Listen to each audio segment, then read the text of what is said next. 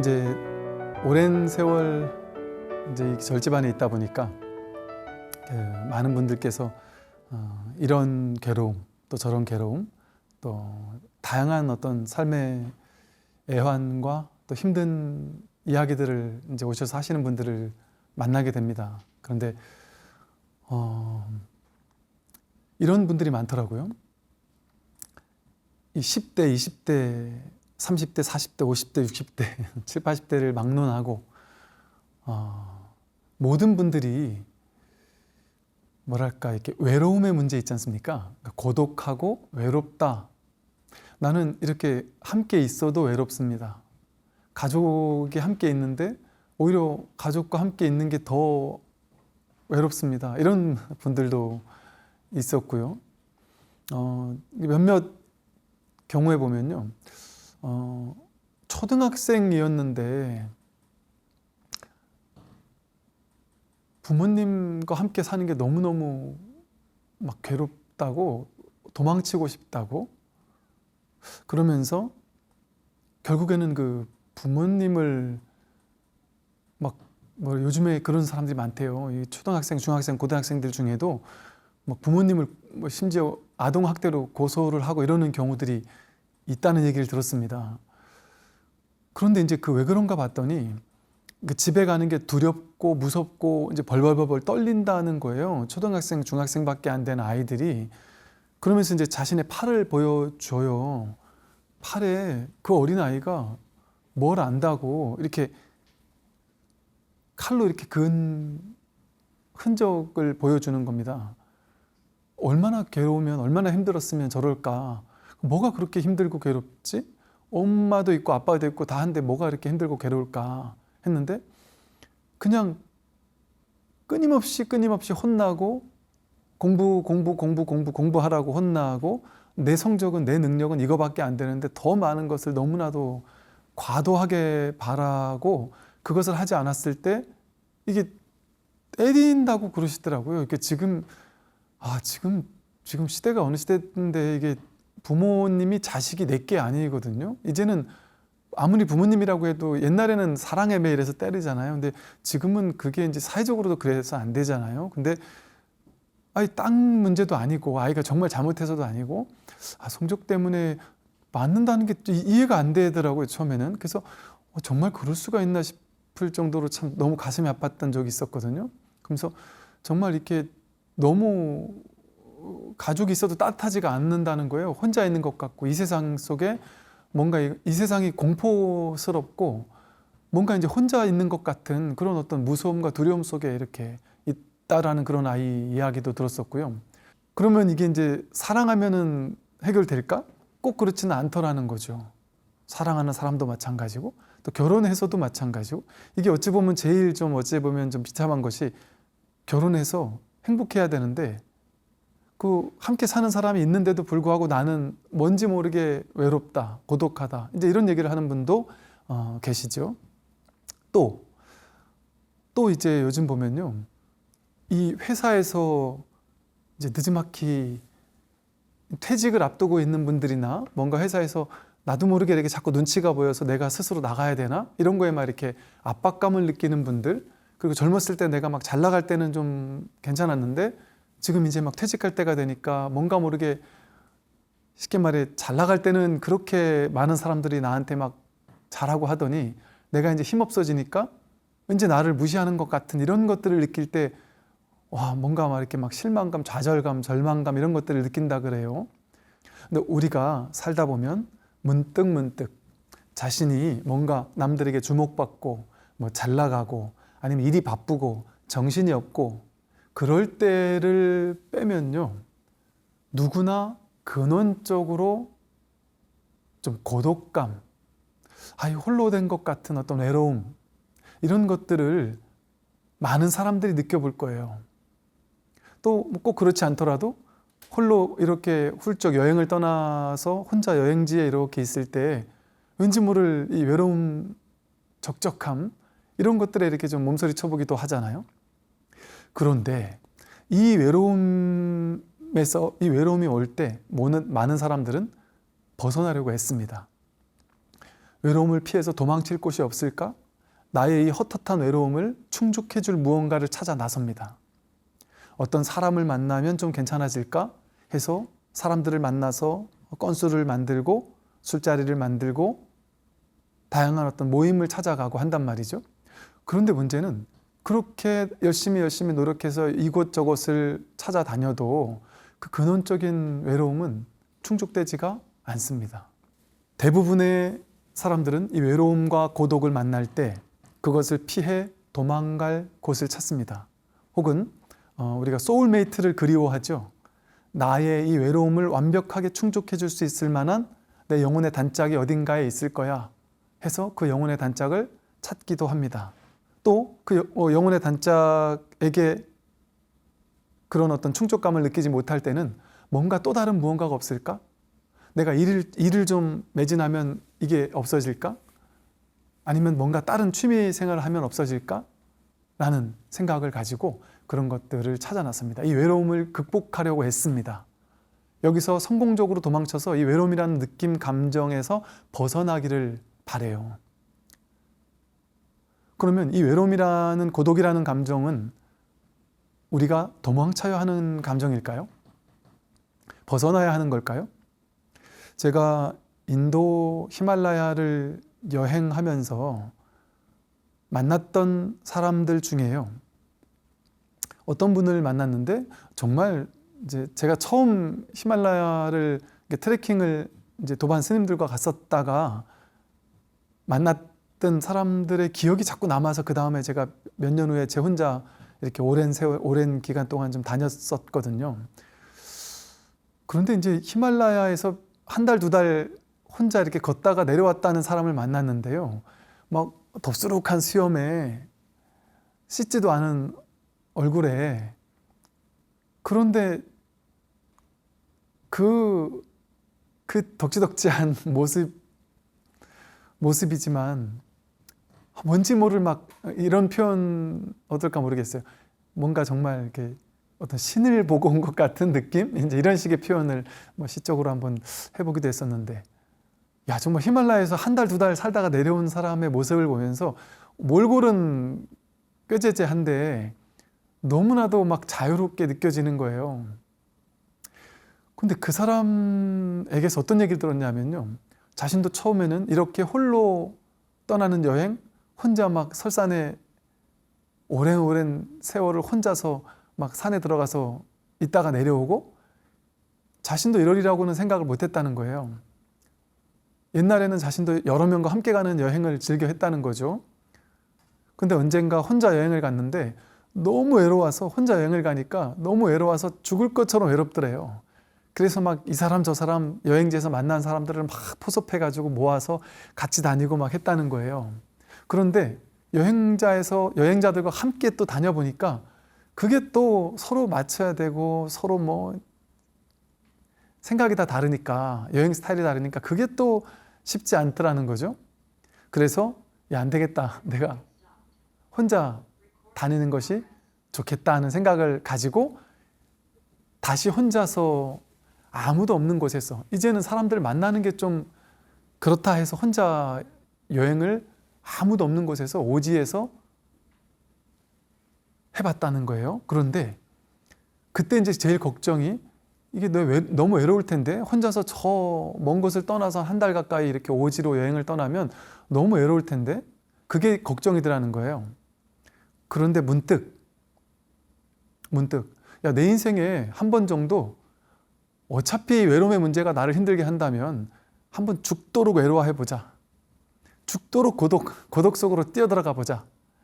나는 지금 어차피 내가 한국에서 여기까지 멀리 여행을 떠나온 이유가 뭐겠어. 한국에는 가족도 있고 친척도 있고 친지도 있고 친구도 있고 워낙 많은 사람들 속에 파묻혀 있는데, 내가 이렇게 혼자 여행을 떠나고 와서까지 누군가를 그리워하고 누군가 속에서 이 외로움을 해결하려고 하는 이런 마음을 한 번쯤 갖지 말아보자. 그냥 한번 외로워해 보지 하는 마음으로 완전 홀로 외로움 속으로 뛰어들겠다는 마음으로 그 오지를 가서 그냥 혼자 걸었다는 거예요. 그런데 그때는 미처 몰랐다는 얘기를 해요. 나중에 그러고 나서 한국으로 돌아왔더니 왜인지 모르겠대요. 아직까지도 그 답을 못 찾겠대요. 왠지 모르게 자꾸 매년 한 번씩 자꾸 떠나게 만든대요, 자신을. 자기를 그 철저한 외로움, 고독 속으로 밀어넣는 그런 것들을 느끼더라는 거예요. 그러면서 나도 모르게 정말 홀로 있다라는 것, 외로움이라는 것, 이것을 즐기게 되더라는 거예요. 이게 나쁘지 않더라는 거죠. 그래서 왜 그러는지 나도 모르겠다. 그런데 충분히 내가 마음을 열고 외로워하고 홀로 있어 보니까 그게 나쁘지 않더라. 그리고 나중에는 그 중독이 되는 것처럼 정말 이게 홀로 고요히 있는 그것이 전혀 문제가 되지 않기 시작하더라는 얘기를 하더란 말이죠. 왜 그럴까요? 여러분들 아마 이런 거 느껴보셨나 모르겠어요. 어떤 거사님이 이제 제가 좀 잘 알고 친하던 우리 절에 나오는 분이셨는데 그 거사님이 막 신나게 이제 여행을 간다고 혼자서 먼 길 여행을 떠나신다고 막 좋아하셨어요. 그래서 신나게 떠나셨는데 나중에 그 여행지에서 전화를 주셨어요. 아, 스님, 제가 혼자 여행 오니까 막 물론 좋긴 좋은데 한 가지 문제가 생겼습니다. 뭐냐 그랬더니 야, 이거 진짜 내가 미칠 것 같이 외로워서 미칠 것 같네요. 너무 외로운데 이거 어떻게 해야 되죠? 근데 이런 식의 이제 이런저런 얘기를 하다가 이런 얘기를 하셨어요. 그래서 제가 그분에게 그랬습니다. 거사님, 그 외로움이 올 때 그 외로움을 거부하지 말고 그 외로움을 완전히 외로워해 주어 보세요. 지금까지는 그 외로움이 싫어서 도망가는 것을 선택했다면 그냥 그 속으로 충분히 뛰어들어 보세요. 그분이 여행 끝나고 돌아와서 저랑 통화한 그 이후에 갑자기 여행이 문제 없어지기 시작했다는 거예요. 제가 이 말씀을 드린 이유는요. 외롭다라는 건 뭘까요? 홀로 있을 때 우리는 외로움을 느끼잖아요. 나 혼자 있는 것, 왠지 모르게 세상과 이렇게 뚝 떨어져 있는 것 같은, 연결된 것이 다 끊어진 것 같은, 그래서 내가 누군가에게 의지하지 못할 것 같은, 내가 의지할 사람도 없고 나를 도와줄 사람도 없고 뭔가 내가 어디에도 의지하지 못하고 뭔가 이렇게 홀로 된 것 같은, 그럴 때 우리는 외로움을 느끼고 고독감을 느낀단 말이죠. 이것을 우리는 싫어하지만 왜 싫어할까요? 의지하는 게 습관이 돼 있으니까. 어릴 때는 부모님에게 의지하고 학생들은 또 좋은 성적에 의지하고 사람들은 늘 남들의 관심에 의지하거든요. 기대거든요. 내가 행복하기 위해서 내 혼자 행복하지 못해요. 남들이 칭찬해 줄 때, 남들이 잘났다고 할 때, 남들이 너는 행복하겠다고 할 때 그때 난 행복한 거보다 이렇게 생각해요. 자기 혼자 행복한지 몰라요. 남들과의 비교를 통해서 상대적으로 나 행복한 거구나 이렇게 깨달을 뿐이죠. 이렇게 우리는 어딘가에 기대어서만 상대적으로만 행복해지는 뭐랄까 이 공허한 삶을 살아왔습니다. 행복을 위해서 무언가가 있어야 된다고 배웠어요. 그러니까 특히 여러분 그 남자분들 그런 얘기 종종 하죠. 성인 남자분들이 아버지가 돌아가셨을 때 난 이런 감정일 줄 상상도 못했다는 얘기를 하셔요. 아버지가 돌아가셨는데 너무나도 큰 뭔가 어마어마한 기둥이 무너지는 것 같았다라는 얘기를 하는 분을 계셨어요. 제가 아주 절친했던 목사님이 계세요. 그 목사님께서 내가 이제 공부도 나름 많이 하고 영성적으로도 상당히 이렇게 안정되어 있고 이렇다고 느꼈는데 정말 아버님께서 탁 돌아가셨을 때 정말 하나의 세계가 무너지는 것 같은 엄청난 어떤 그걸 느꼈다는 얘기를 하시는 걸 들었거든요. 나에게 아버지가 너무나도 큰 존재였던 것이죠. 이처럼 우리는 나에게 내가 의지할 만한 어떤 딱 존재가 있을 때 뭔가 이렇게 딱 든든함을 느끼거든요. 남편은 아내에게 느낄 수도 있고 또 아내는 남편에게 느낄 수도 있고요. 자식은 부모님에게 느낄 수도 있죠. 그런데 또 남편이 아내에게 그걸 느끼지 못할 때, 아내가 남편에게 또는 자식이 부모에게 그걸 느끼지 못할 때 그 자식, 그 남편과 아내는 그들이 있어도 외롭겠죠. 오히려 없는 이만 못하다고 느낄 수도 있겠죠. 그리고 뭔가 또 다른 의지할 걸 찾아 나서겠죠. 그러다가 내가 그렇게 이 공허함을 이겨내지 못하니까 이제는 사람에게 의지해서 혹은 사랑에게 의지해서 내가 이 공허함과 헛헛함을 이겨낼 수 없구나라는 생각이 드니까 그 다음에는 돈에 의지하고 명예나 권력에 의지하고 사람들의 관심에 의지하고 이러면서 끊임없이 무언가를 이렇게 끌어모으는 삶을 살기도 합니다. 그래서 인생의 어느 순간 어떤 승승장구를 하면서 뭔가 사회적으로 성공을 할 때 일순간 뭔가 이 외로움, 헛헛함이 사라져요. 앞만 보고 막 달려가게 됩니다. 외로움이라는 감정은 이제 잊어버린 지 오래예요. 왜? 나는 외로움 감정을 느낄 시간이 없어. 헛헛함이 어디 있어? 바빠 죽겠는데, 성공해야 하는데, 앞서 나가야 하는데 해서 그것을 우리는 임시 잠깐 잊어버린 것 같지만 그 이면에 뭐가 있을까요? 그 이면에 이 근원적인 외로움이랄까, 이것을 내가 돈, 명예, 권력 같은 어떤 추구할 것들로 이렇게 잠시 덮어놓는 거에 불과합니다. 그러다 보니까 그 명예가 좌절되었을 때, 그 명예가 있을 때는 많은 사람이 나에게 와서 쉽게 말해 아부도하고 막 나한테 이렇게 잘했는데, 내가 이것이 딱 사라지니까, 이거에 이 명예에 기대했는데 이 명예가 사라지니까 내가 쪼그라든 것 같은 느낌을 드는 거예요. 그래서 남들이 나한테 관심을 안 가져주고 하니까 내가 작아지는 것 같은 착각이 드는 겁니다. 내가 무너지는 것 같고. 그런데 정말 그럴까요? 여러분이 직장 생활하면서 높은 자리에 있을 때 남들이 많은 사람이 나에게 찾아왔을 때는 내가 외롭지 않다가, 내가 문제가 없다가, 그 직장의 어떤 명예나 권력이나 지위가 딱 사라졌을 때 내가 진짜 왜소해지는 걸까요? 우리가 그렇게 커졌다 작아졌다 하는 걸까요? 그럴 수가 없습니다. 자기 생각이 그렇다라고 착각하고 망상하는 것뿐이죠. 우리는 진정한 내가, 이 몸이 나라고 생각하니까 이 몸과 이 몸이 가지고 있는 거죽들 있잖아요.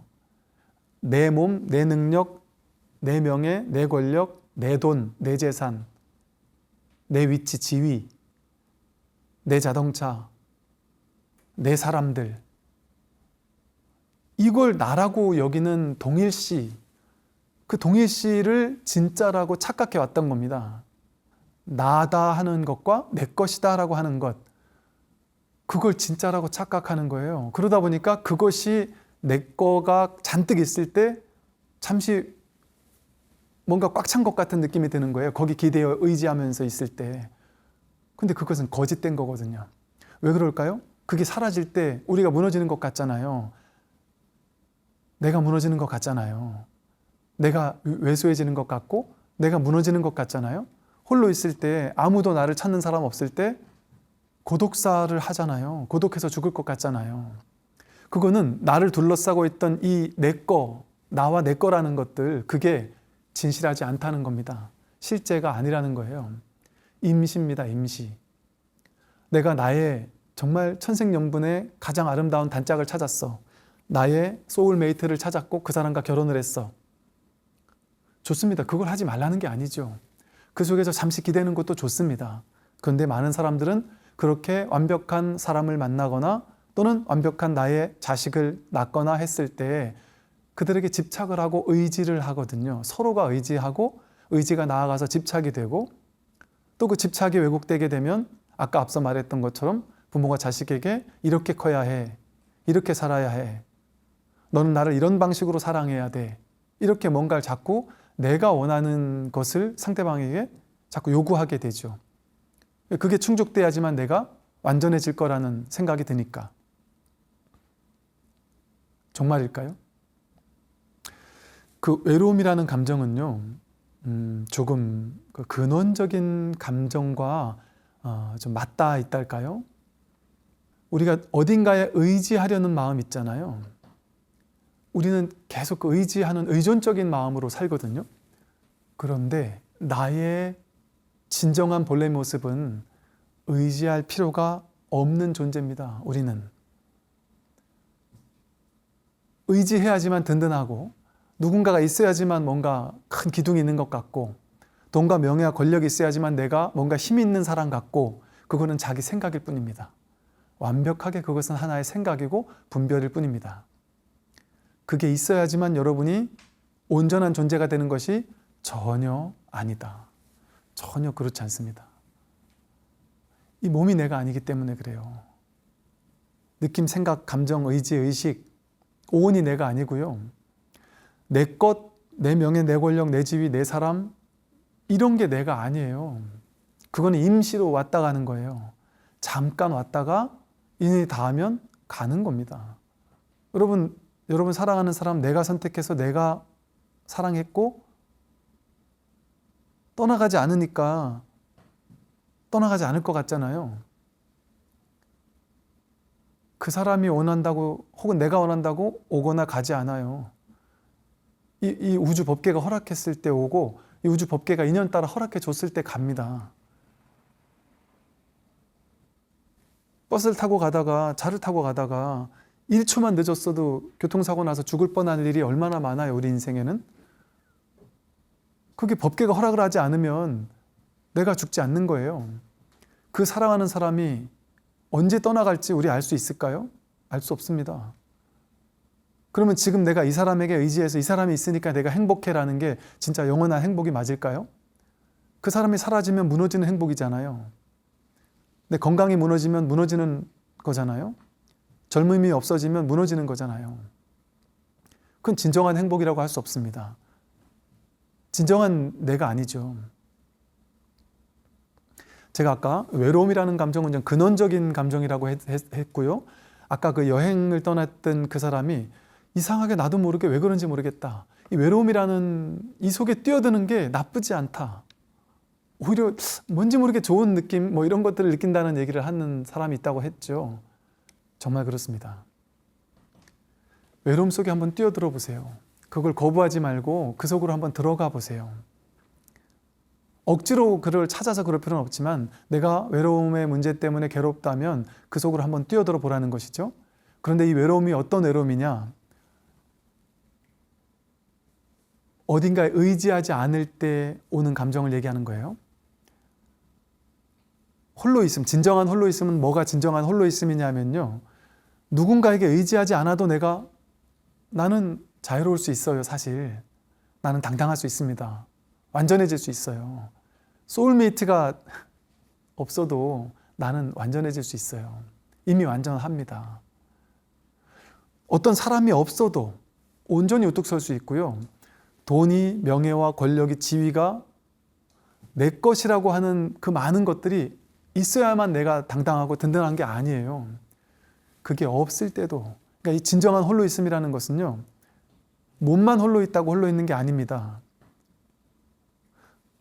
그렇다고 해서 돈을 버려라는 얘기가 아니에요.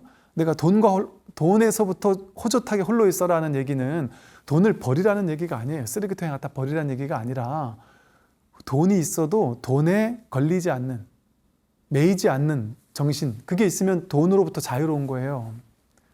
명예, 권력, 지위, 어느 위치에 내가 있어도 그 위치에서부터 자유롭다면 그 위치에서부터 나는 독립적으로 홀로 있는 겁니다. 의지하지 않는 거예요. 그것이 있든 없든 나는 언제나 당당할 수 있고 자기일 수 있는 거거든요. 세상에서 여러분들이 나를 더 빛나게 해주는 많은 것들, 아름다운, 멋있는 옷을 입고 가면 괜히 내가 잘나 보이는 것 같잖아요. 비싼 백을 하나 들고 비싼 외제차를 하나 이렇게 타고 그러면 내가 괜히 막 있어 보이잖아요. 그래서 남들이 나를 괜히 있어 보이는 것처럼 보겠지 하고 그래서 괜히 자신도 그냥 든든한 느낌을 갖는단 말이에요. 통장 잔고가 딱 찍혀 있는 걸 보면 왠지 모르게 든든함을 느낀단 말이에요. 그걸 억지로 하지 말 필요는 없겠지만 그것에 내가 휘둘린다면 그건 내가 영원하지 않은 것에 사로잡혀 있는 것이고 그건 구속되는 삶입니다. 그건 영원하게 나를 행복하게 만들어줄 수가 없는 거짓된 임시적인 행복에 내가 매여 있는 거예요. 임시적인 거에 매여 있다면 어떻게 될까요? 결과는? 그것은 인연 따라 왔다가 인연 따라 가니까 인연 따라 그것이 떠나갈 때 나는 반드시 괴로워질 수밖에 없어요. 그래서 우리가 나이 들면 나이가 들어가면 갈수록 건강도 사라지죠. 돈도 사라지죠. 명예도 사라지죠. 사람들의 관심도 사라지죠. 모든 것이 사라지고 내가 쪼그라드는 것 같이 느껴져요. 그래서 나중에 정말 고독해서 죽을 것 같단 말이죠. 그러다가 결국 생명까지 사라진단 말이에요. 그러면 우리 모두의 운명은 어떻습니까? 그것이 진짜 행복이라면 우리가 지금까지 추구해왔던 내 거를 늘려나가는 삶, 내 돈, 내 명예, 내 권력, 내 지위, 내 차, 내 아파트 이런 걸 늘려가는 삶이 진짜 나에게 행복을 주는 게 진정한 가치가 맞다면 그 가치의 종말은 어떤 걸까요? 반드시 사라지는 거죠. 반드시 우리 모두는 100% 실패한 인생이 될 수밖에 없겠죠. 100% 늙잖아요. 100% 몸이 아파지잖아요. 100% 죽을 거잖아요. 내가 떠나가면 돈 다 사라질 거잖아요. 생겨난 모든 건 반드시 사라져요. 생겨난 건 반드시 사라지기 때문에 생겨난 거에 목맬 필요가 없습니다. 그건 진실하지 않아요. 진실하지 않습니다. 진짜가 아닙니다. 그건 임시적인 거예요. 임시적인 거. 그러니까 임시적인 거에 왔다 가는 거에 내가 목매면 나는 공허한 존재로 남을 수밖에 없어요. 나는 점점 더 힘없는 존재로 전락합니다. 나의 미래는 불보듯 뻔해요. 늙고 병들고 죽어가는 존재. 그런 거에 나중에 울 수밖에 없는 존재. 좌절할 수밖에 없는 존재가 결국엔 우리 모두가 될 수밖에 없어요.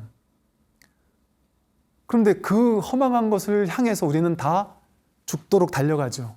돈을 향해, 명예와 권력과 지위를 향해 얼마나 열심히 지금 달려가고 있습니까? 그 임시적인 걸 가지고 거기에 기대가지고 의지하는 걸 통해 내가 괜히 지금 임시적으로 든든한 것 같은 착각, 그 든든한 느낌, 그게 있으면 행복한 것 같단 말이에요. 그거는 착각이죠. 내가 그렇게 생각하는 거죠. 멀쩡한 사람이 하루아침에 죽습니다. 하루아침에 병원으로 실려간다니까요. 언제 우리가 생겨난 것은 언제 사라질지 몰라요. 그 유한한 거에 우리가 목맬 필요가 없습니다. 그래서 진정으로 홀로 있을 줄 알아야 한단 말이에요. 진정으로 홀로 있는 것은 돈과 명예와 권력, 그 모든 거로부터 독립적으로 그것에 의지해서 내가 행복해지는 존재가 아니라 그것이 있든 없든 상관없이 온전한 존재라는 사실을 진실에 눈뜨는 거예요. 진실은 이겁니다. 진실은 이 몸을 나라고 여길 동안에는, 이 몸과 마음을 나라고 여기는 동안에는 진실에 눈뜰 수가 없어요. 왜? 이게 난데, 이게 나면 이거 아닌 건 남이잖아요. 그러면 나는 남들보다 더 잘 살고 못 사는 게 상대적으로 만들어진단 말이에요. 그 허상이 만들어진단 말이에요. 내게 많고 적은 허상이 만들어진단 말이에요. 그러면 이 나라는 허망한 망상을 쥐고 있는 동안은 자유로워질 수가 없습니다. 천상천하 유아 독존이라고 하잖아요. 그게 이루어질 수가 없어요. 하늘 위 하늘 아래 오직 내가 홀로 존귀하다는 말은 뭐겠습니까? 이 몸이 있으면 그렇게 될 수가 없어요.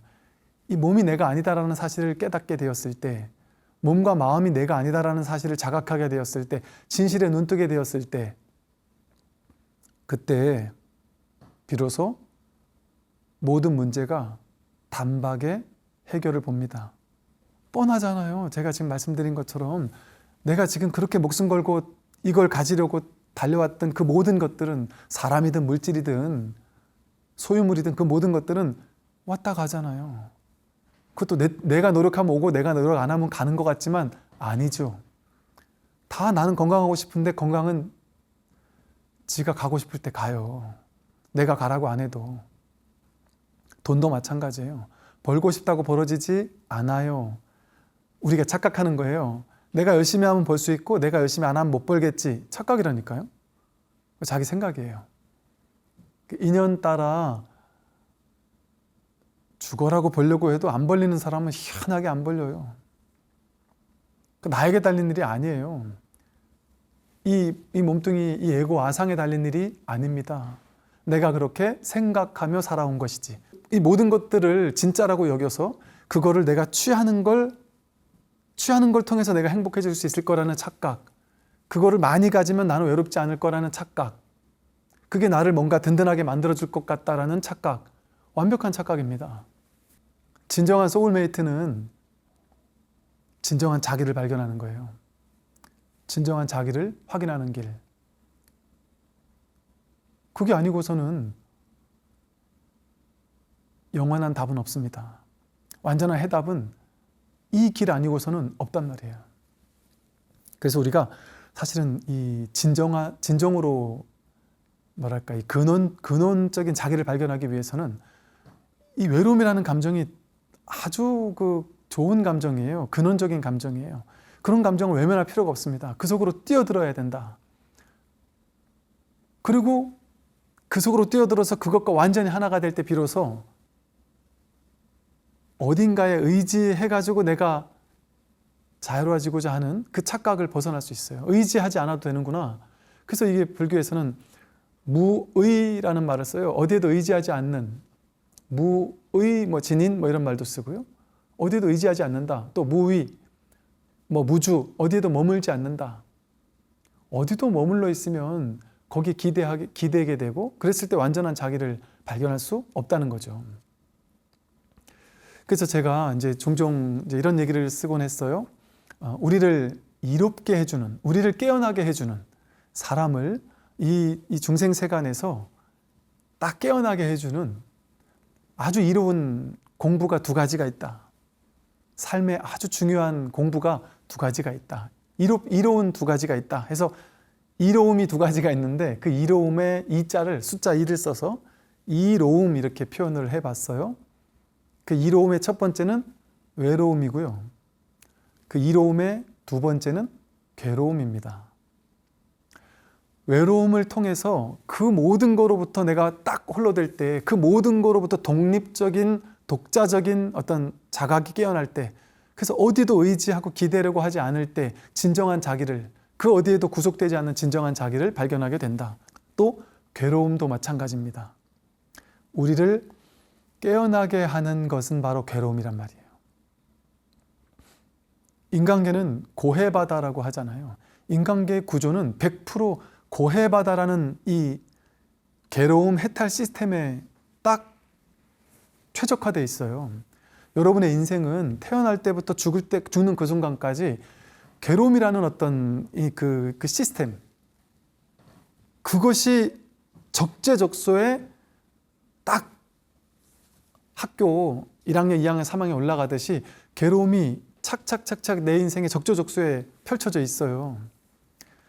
왜 그럴까요? 그걸 통해 괴로워 죽으라고 펼쳐져 있는 게 아니에요. 이 인간계라는 자체가 괴로움을 통해 괴로움의 소멸, 고진멸 또 사성제의 장이거든요. 이 사성제를 깨달아가는 어떤 놀이터와도 같아요. 이 지구별이.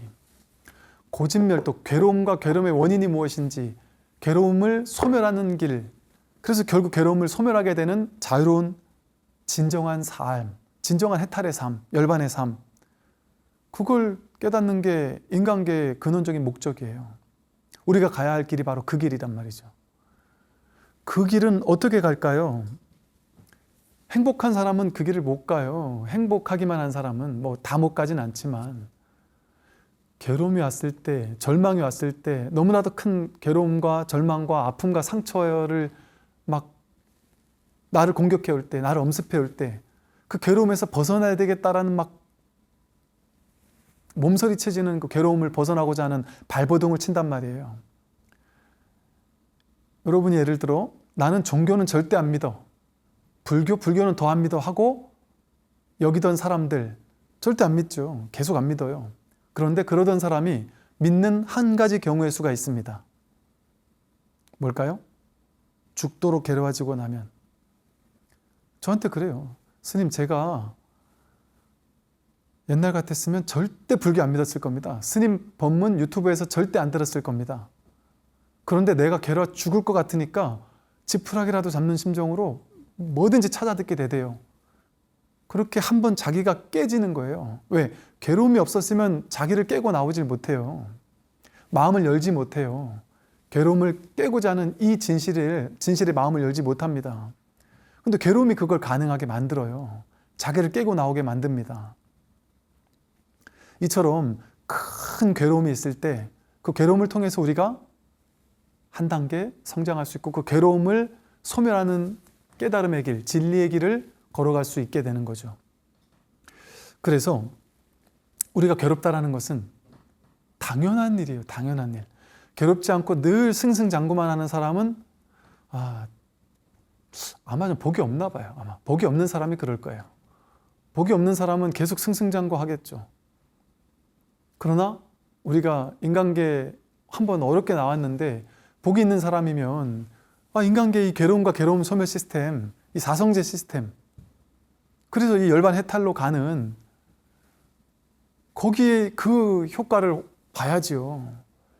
그럼 괴로움을 감당해야죠. 괴로움을 거부하지 말아야죠. 억지로 내가 찾아서 괴로움을 찾아갈 필요는 없겠지만 어차피 주어진 괴로움이 올 때 그때 거기서 내가 피할 필요가 없단 말이에요. 홀로 되는 외로운 일이 생길 때 세상 모든 사람이 나를 등 돌리고 나를 싫어하고 돈도 없어지고 명예도 없어지고 권력도 없어지고 모든 것이 소멸될 때 그때 그 외로움 속으로 그 홀로됨 속으로 마땅히 뛰어들어 봐야죠. 그게 나를 깨어나게 하니까. 그 괴로움이 나를 깨닫게 하니까. 그래서 이 두 가지, 고로 시작하는 두 가지, 고독과 고통입니다. 괴롭다라는 사실, 고독하다라는 사실, 이 두 가지 이로움, 외로움이라는 또 괴로움이라는 이 두 가지, 이것이 우리 인생에 지속적으로 우리를 계속해서 뭔가 모르게 이렇게 근원 쪽으로 우리를 두들기는, 자꾸 노크를 하는 거예요. 깨어나야지, 깨어나야지. 그래서 자꾸 우리를 외롭게 만들고 홀로되게 만들고 허하게 만들고 공허하게 만들거나 또 괴롭게 만들거나, 그런 걸 통해서 법계에서 저 너머의 어떤 진실된 세계에서 우리를 자꾸 노크하는 거예요. 너 이래도 안 깨어날 거야? 너 이래도 진실을 찾지 않을 거야? 지혜로운 사람이라면 빨리 눈치채는 거죠. 가슴을 여는 거예요. 이 외로움 속으로, 이 홀로됨 속으로 뛰어드는 거예요. 이 괴로운 삶 속으로 뛰어드는 거예요. 왜 그럴까요? 지금 눈앞에 그 인생이, 그 삶이 지금 눈앞에 드러나 있으니까. 그게 진실이니까. 여러분 놀랍지 않나요? 이 70억 인구가 사는 삶의 모습이 다 다르잖아요. 70억 인구가 깨어나는 방식이 다 달라서 그래요. 70억 인구가 가지고 있는 저마다의 외로움과 괴로움 종류가 다 달라요. 왜? 이렇게 정교한 거예요. 깨어남의 시스템이. 이 지구별의 놀라운 견성 시스템이에요. 뭐가 견성 시스템이에요? 나에게 주어진 이 눈앞의 삶, 이 외로운 삶, 이 괴로운 삶, 이게 나를 깨닫게 하는 절호의 최적화된, 나만을 위한, 부처님께서 이 무수히 많은 무량수 무량광 부처님께서 나 하나를 위해서 회의를 해가지고 나 하나를 위해 딱 만들어낸 이 인생 괴로움 시스템, 그게 내 인생인 거예요. 그런데 우리는 뭐만 하고 있어요? 괴로움이 오는 족족 거부하고 도망치려고만 하고, 이 괴로움 싫어, 저 괴로움 싫어 생각을 가지고 이건 취하고 저건 버릴 거야. 취하고 버리는 건 자기 생각이고 있는 그대로를 허용하는 게 법계와 하나 되는 일이에요. 진리와 하나 되는 일이에요. 그게 부처님께서 만든 시스템이에요. 근데 그 부처님께서 만든 삶을, 법계를 거부하고 자기가 만든 자기 세계를 옳다고 주장하면서 사는 게 중생이죠. 그러니까 우리가 괴로운 겁니다. 그러니까 그것만 하지 않으면 여기 진리가 드러나 있다니까요. 뭐가 진리예요? 지금 여러분이 살고 있는 그 환경, 그 조건, 그 남편, 그 자식, 그 돈, 그 집, 그 환경이 그대로 진실이에요. 누구도 부러워할 필요 없어요. 누구도 질투할 필요 없습니다. 그냥 이대로 완전한 거예요. 그렇게 뛰어들 때, 이대로 완전한 진리에 완전히 뛰어들 때 도노라는, 깨달음이라는, 이 사성제라는 깨달음의 세계에 비로소 가슴을 열고 뛰어들기 시작하는 거예요. 사실은 곧장 그 순간 부처가 되는 거예요.